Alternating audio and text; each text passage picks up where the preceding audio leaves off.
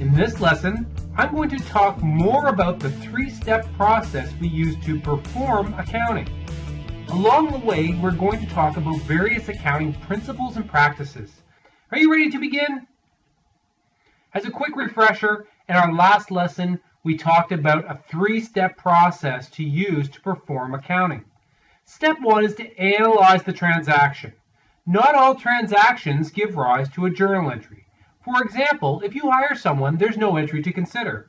If a customer gives you an order, it's just an order. Nothing has happened yet, so there's nothing to record. Also considered in this step is whether you have transactions that are on account of income or capital. Step two assumes that you have a transaction to record.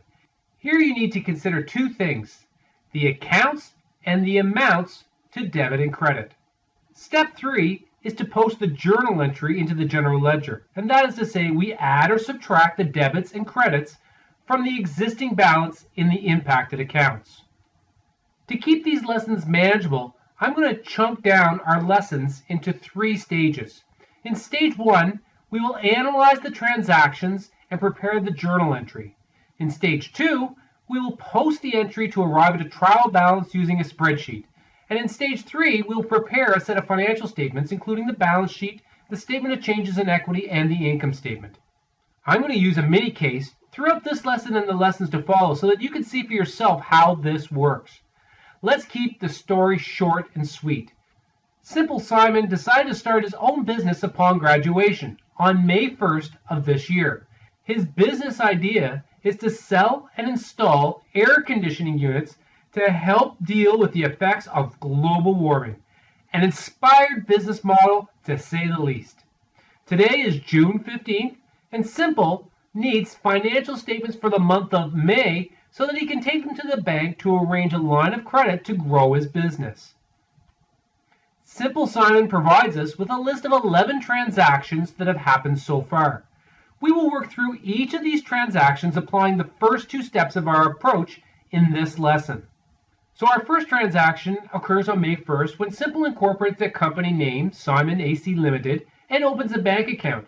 He puts $5,000 into the account and is issued 5,000 common shares in return. Since cash has changed hands, it must be a reportable transaction. However, what kind of transaction do we have? An income transaction or a capital transaction? That's right, we have a capital transaction. Let's see if we can figure out the debits and the credits. We received cash, and we know that cash is an asset, and that assets have debit balances. So to receive more cash, we would have to debit the cash account further. Now the trickier part is, where does the credit go?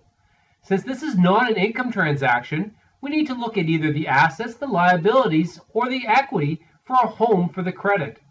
The contribution of funds by Simple is an owner contribution.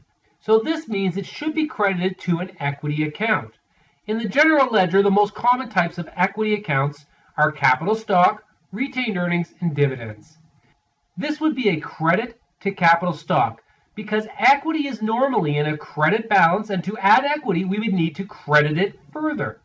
The amount is $5,000, and don't forget to document a description for the journal entry.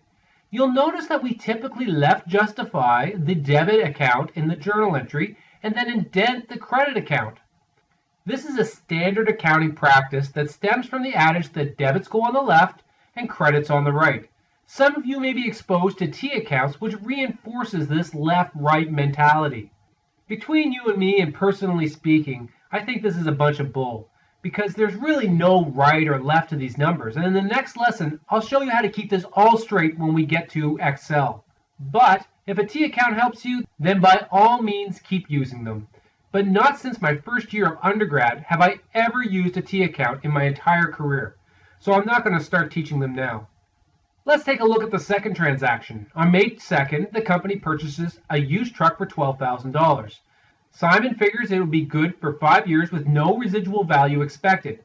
He pays $3,000 down with a balance of $9,000 financed with a 12% interest-only vehicle loan, and the interest is paid annually. Wow, a lot going on in this transaction.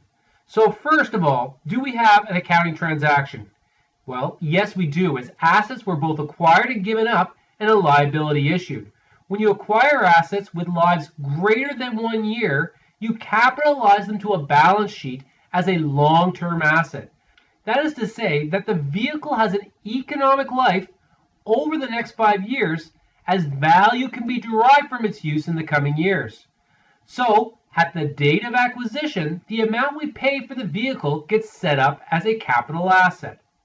This is a good opportunity to alert you to an accounting principle of historical cost, which basically says that assets should be initially recorded at the amount paid for the asset, which makes sense.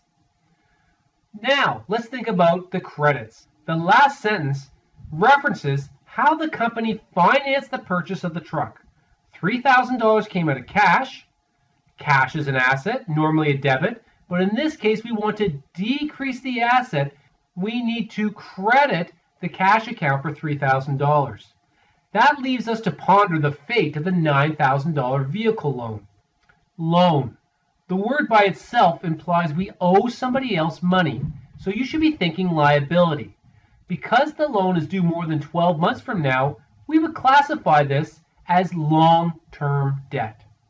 So our third transaction occurs on May 3rd when the company takes its first customer order for $6,000. The terms of the sale are half upfront as a deposit and half 30 days from the completion date. What do you think? All that has happened is we've gotten a piece of paper from a customer ordering an air conditioning unit. We haven't delivered it, we haven't installed it, and the customer hasn't paid us anything yet. So the answer is there is no journal entry when you receive a customer order.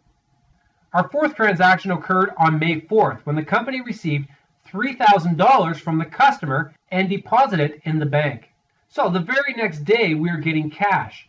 To increase the cash account, we need to debit cash. The harder question is, where should the credit go? Before I answer this, let me tell you about another principle, the matching principle.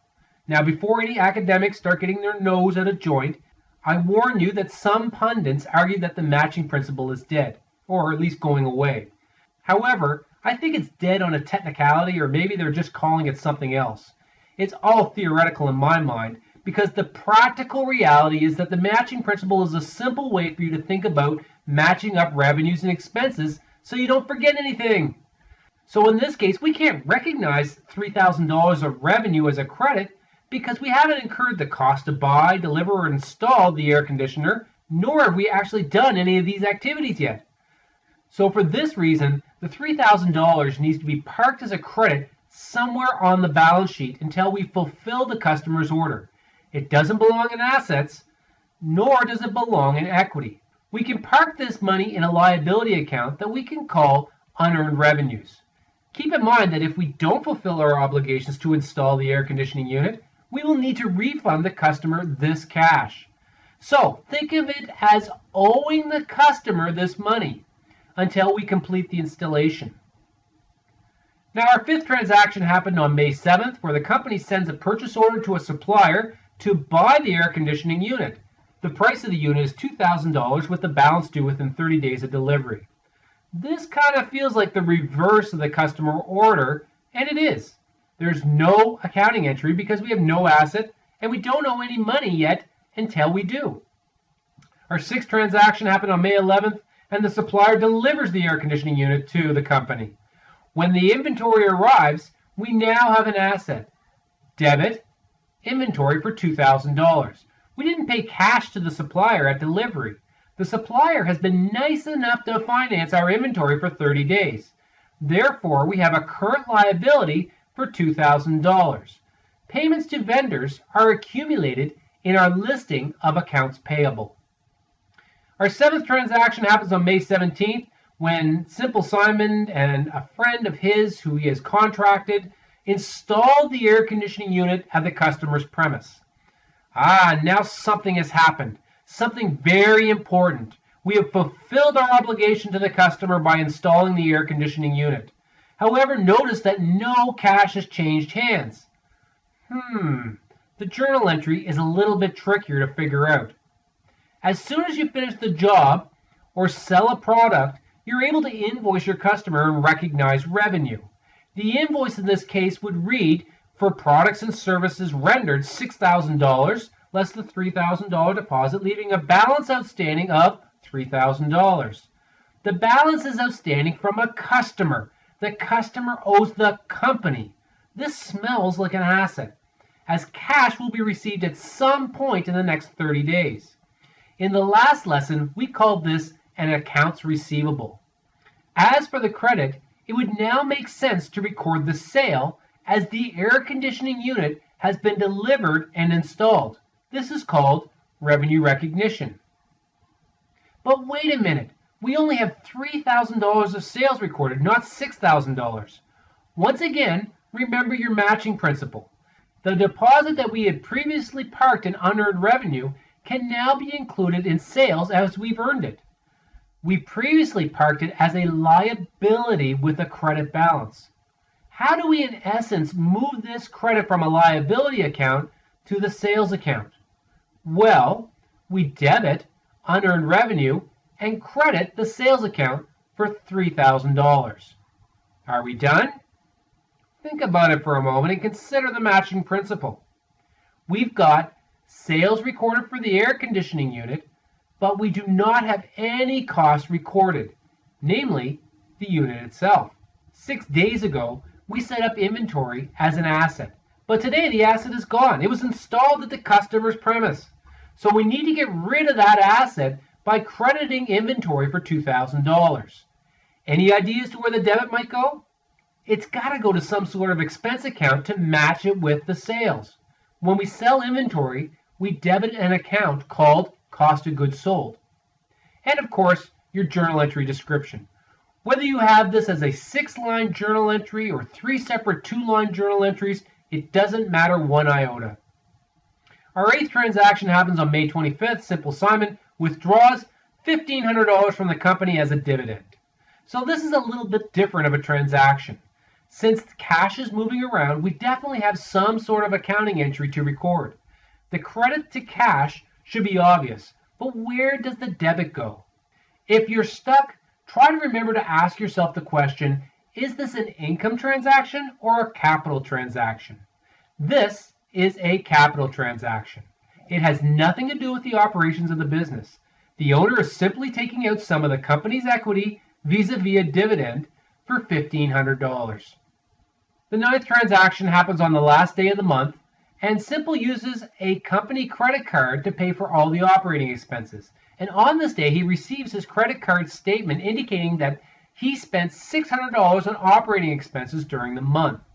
The description itself says these are operating expenses. So that should be your first clue. But what are operating expense accounts? A debit or a credit? Yes, that's right. They are a debit balance because they are in essence reducing equity. Now for the credit side of the entry. You think about the nature of a credit card statement. You just can't charge your purchases to a piece of plastic without paying it back. The company owes the credit card company $600. This is a liability. Liabilities have credit balances, so we need to credit our accounts payable to set up this liability on our balance sheet for $600. The 10th transaction happens on June 4th, and the company receives an invoice from his friend for the $700 owed for helping him out on the installation. Now recognize that we're past the May 31st date, our reporting date. So there is another reason why we have no journal entry at all, and that is because the transaction does not relate to the reporting period. However, in this case, it does. Simon's friend helped out with the air conditioning unit installation. For matching purposes, we want to ensure that this expense gets picked up in the same period as the sale of the air conditioning unit. But there's another reason that this expense gets picked up as well, and that has to do with what we call accrual accounting. Accrual accounting is similar to the matching principle, and it says that revenues and expenses should be recorded in the period in which the activity took place, regardless of when they are invoiced. So the fact that Simple's friend had invoiced the company on June 4th is irrelevant. He was invoicing for services that he provided in the month of May. So great, we need to include this entry in May, but that doesn't help us with the credit side of the entry. It's not an accounts payable because the invoice hadn't been tendered by May 31st. In this situation, we typically have another liability account set up for invoices received past the reporting date, and we call this account accrued liabilities. So that's our entry. Debit operating expenses for $700, credit accrued liabilities for $700. Our 11th and final transaction happens on June 15th, and the customer remits $2,500, indicating that he was not happy with the quality of the installation and that some roofing tiles were damaged. He indicates that he's holding back $500 to cover the cost of the repair. Here's another transaction that happened after the reporting date of May 31st. The receipt of $2,500 in cash is clearly a June transaction, so for May reporting purposes, it can be ignored. However, there is something else going on here. If you recall, we have a receivable for $3,000 set up for this customer, but it now appears that we may only realize $2,500 of that balance. This dispute has the potential to result in bad debt expense. As its name implies, bad debt expense is an expense, therefore provides you with the debit side of the entry. The credit side is a little trickier because there are two possibilities. The first is that we could just write off the remaining $500 balance of the accounts receivable. However, there are a lot of reasons we don't want to do that, because who knows, the customer could be lying. So instead of writing off the receivable, we could set up what we call a contra account. A contra account is an account that goes against another account. For presentation purposes, the two accounts are grouped together.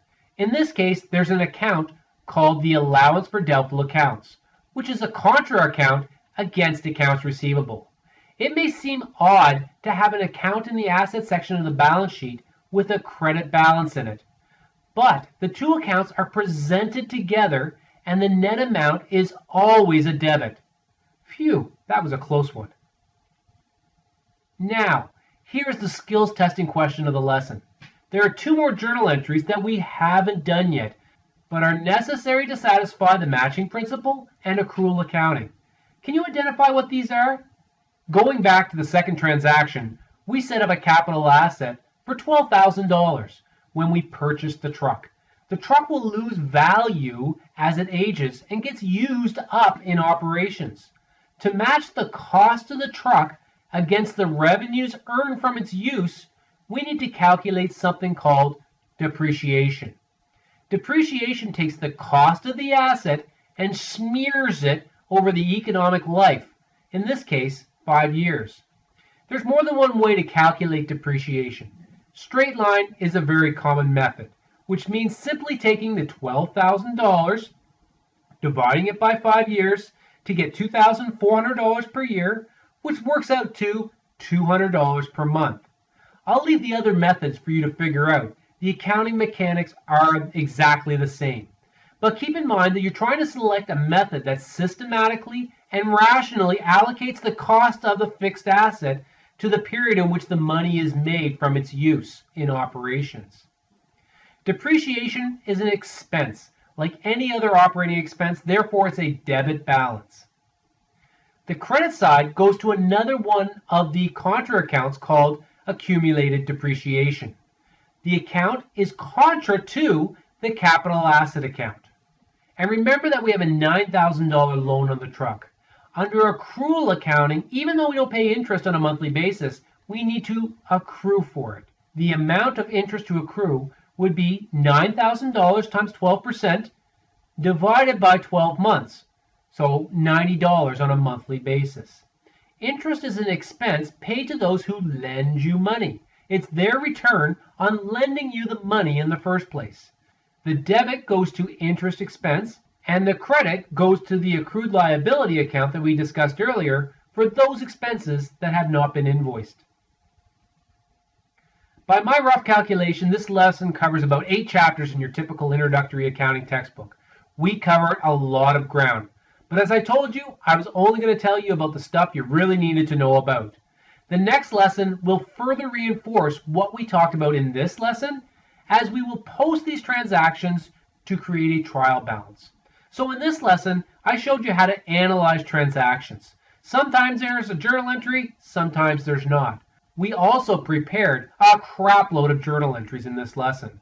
The more you practice your journal entries, the better you're going to get. And along the way, we talked about some practical accounting principles and practices that help you determine which accounts to debit and which ones to credit, and how those various accounts get used. Finally, if you want to practice your journal entries more, I've literally got an app for that. Download General Ledger, the innovative accounting game, to your electronic device today. It also connects you to the resources on my website. Have some fun with it, and in no time at all, you'll master the debits and credits. That's all for this lesson, but be sure to look at the other lessons to help you develop your bookkeeping skills further.